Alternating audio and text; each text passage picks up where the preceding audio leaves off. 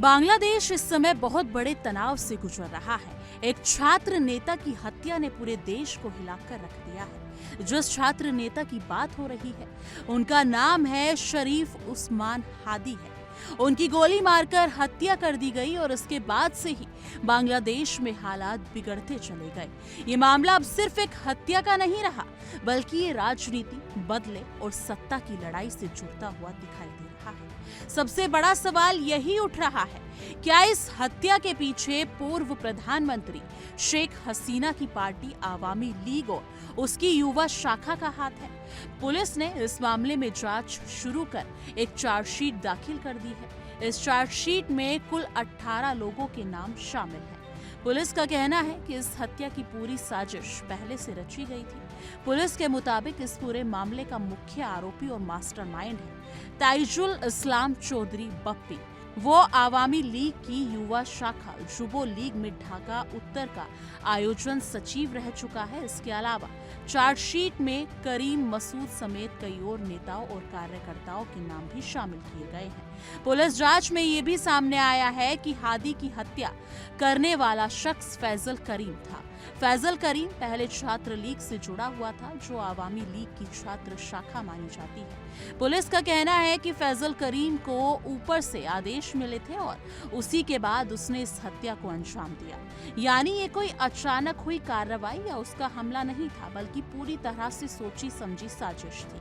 अब सबसे बड़ा सवाल यही उठता है कि हादी को क्यों मारा गया।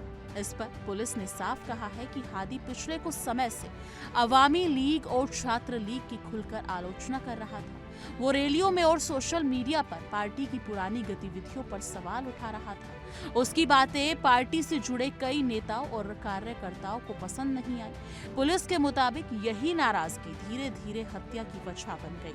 हादी की हत्या के बाद बांग्लादेश में हालात बहुत तेजी से बिगड़े। कई जगहों पर लोग सड़कों पर उतर आए, प्रदर्शन हुए जो बाद में हिंसक हो गए। गुस्साई भीड़ ने कई मीडिया संस्थानों के दफ्तरों में आग लगा दी। सड़कों पर तोड़फोड़ हुई, आम लोगों की जिंदगी पूरी तरह से अस्त व्यस्त हो गई। पूरे देश में डर और गुस्से का माहौल बन गया। पुलिस ने यह भी दावा किया है कि हत्या के बाद ताइजुल इस्लाम चौधरी बप्पी ने शूटर फैजल करीम को भारत भागने में मदद की और बाद में खुद भी भारत चला गया। हालांकि भारत की सीमा सुरक्षा बल यानी कि बीएसएफ ने इस दावे को पूरी तरह से गलत बताया है। बीएसएफ का कहना है कि भारतीय सीमा से किसी भी तरह की अवैध घुसपैठ नहीं हुई है। इस पूरे मामले पर हादी की पार्टी ने भी सवाल उठाए हैं। पार्टी का कहना है कि पुलिस की चार्जशीट अधूरी है और ये एक बड़ी साजिश का हिस्सा है। उनका आरोप है कि इस हत्या में सिर्फ 18 लोग नहीं, बल्कि और भी कई बड़े नाम शामिल हैं, जिन्हें बचाने की कोशिश की जा रही है। पार्टी का कहना है कि जब तक पूरी सच्चाई सामने नहीं आएगी, तब तक इंसाफ नहीं मिल पाएगा। इस पूरे हंगामा के बीच एक और बेहद गंभीर बात सामने आई है। बांग्लादेश में इस हिंसा के दौरान हिंदू समुदाय को निशाना बनाया गया। हिंदू युवक दीपू चंद्र दास की लीचिंग का मामला सबसे ज्यादा चर्चा में रहा है। इसके बाद कई और घटनाएं सामने आई, जहां हिंदू घरों, दुकानों और मंदिरों पर हमले किए गए। यहाँ तक कि कुछ जगहों पर हिंदू महिलाओं के साथ भी बदतमीजी की गई। दुख की बात ये रही कि इन घटनाओं के खिलाफ बहुत कम लोग सामने आए।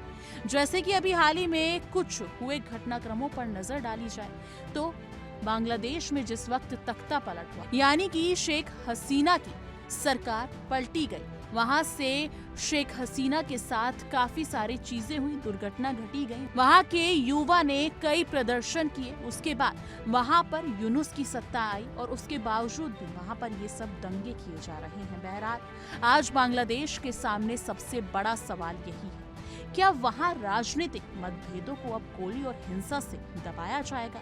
क्या सत्ता की लड़ाई में आम लोग और अल्पसंख्यक सबसे ज्यादा नुकसान उठाएंगे? जी हाँ, चार्जशीट दाखिल हो चुकी है, नाम सामने आ चुके हैं, लेकिन असली सवाल अभी भी बाकी है। क्या इस मामले में सही लोगों को सजा मिलेगी या फिर ये मामला भी राजनीति की भेंट चढ़ जाएगा? ये देखना आने वाले दिनों में काफी दिलचस्प होने वाला है कि वहां पर शेख हसीना की सरकार के तख्ता पलट के बाद क्या कुछ यूनुस सरकार एक्शन लेती है? क्या वहां की युवा पर क्या कुछ एक्शन लिए जाते हैं जो वहां पर हिंसा फैला रहे हैं, प्रदर्शन कर रहे हैं, आगजनी कर रहे हैं? लेकिन इस मुद्दे पर आप क्या कुछ सोचते हैं? कमेंट सेक्शन में अपनी राय जरूर साझा कीजिएगा।